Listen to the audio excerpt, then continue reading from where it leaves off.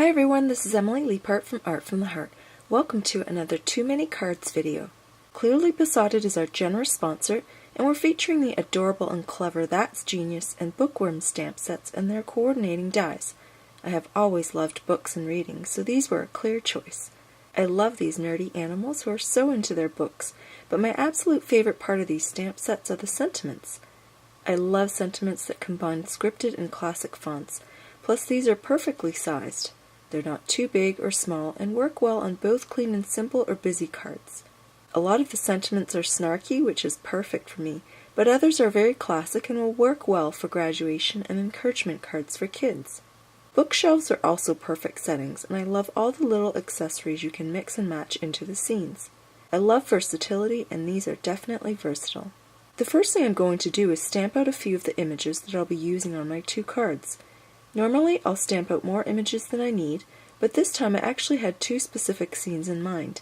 I'm using Memento Tuxedo Black ink because I'll be coloring these images with Copic markers. From That's Genius, I'm using two cats, a dog, a pile of books, a pencil, a pen, an apple, and a ruler. From the Bookworm set, I'm going to use the bookshelf and two sentiments to be stamped later. I'm going to sit one of the kitties on the bookshelf, and this card will be a shaker where the colored image will be inset. This means I'll be coloring the image on the base panel with the acetate window raised over it. I'm going to start by stamping the image that will be colored, and I have the panel in my MISTI stamping tool so I can double stamp with no problems. My ink pad is a little dry, so the stamping tool is the best way to do it. I lay out all of the elements for this card to gauge spacing. I want the kitty, the bookshelf, and the sentiment to be centered on the card from top to bottom. When everything is aligned, I ink up the bookshelf and stamp it on the panel. This base panel is trimmed from Neenah Heavyweight cardstock. For the top panel, I use temporary adhesive to hold it in the center of the base panel and stamp the bookshelf again. This time it doesn't matter if it's stamped perfectly, since this is the image that will be die cut to form the shaker window. I just need to stamp it to know where to die cut it so that the opening will align with the colored image in the background. This panel is cut from Neenah linen cardstock, and I need to stamp the sentiment on this panel. I place the die there so I know where it ends, and make sure the sentiment doesn't get too close to the opening. This sentiment reads, "Sleep is good, but books are better." How many of you read for hours nonstop and don't get enough sleep? I've been guilty of that too often. Here's an idea of how the shaker will look. Now it's time to color, and I'll fast forward this section 20 times and put on some music. All of the Copic markers I used are listed in the supply links below. I did a lot of blending and decided to leave out the part where I colored the books on the shelf because this video was getting too long. Besides, the cute animals are the most important part, right?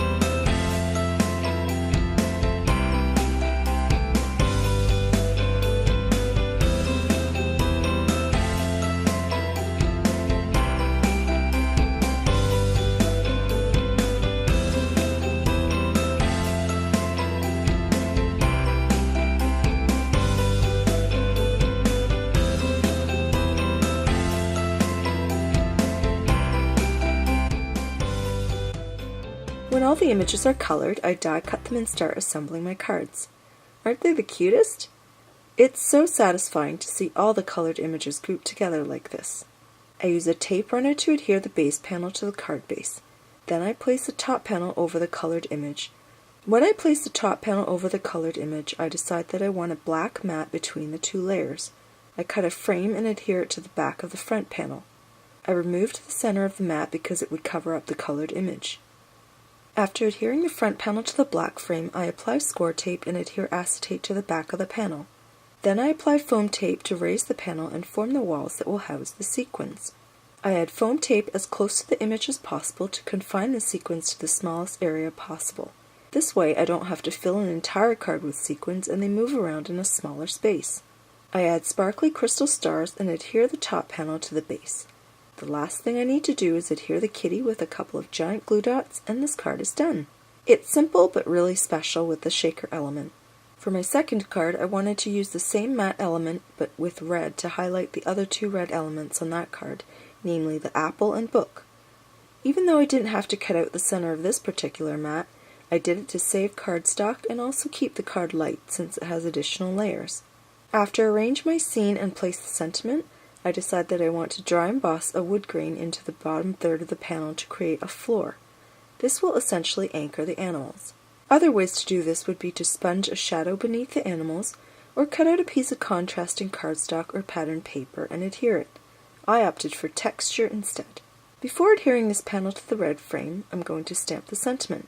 This time I went with read, eat, sleep, in that order. I thought it was hilarious the way the kitty is looking over at the dog who appears to have fallen asleep. The kitty is basically telling the dog he's doing everything in the wrong order. Once the ink is dry, I assemble all the layers and adhere them to the craft card base. I use micro glue dots to adhere all the small pieces to the scene, foam tape to pop up the kitty and dog, then giant glue dots to attach the books to the front panel. Now my second card is done. I love the simplicity of this one, especially with the cluster of sweet images and the bit of texture. Here's a look at both cards side by side.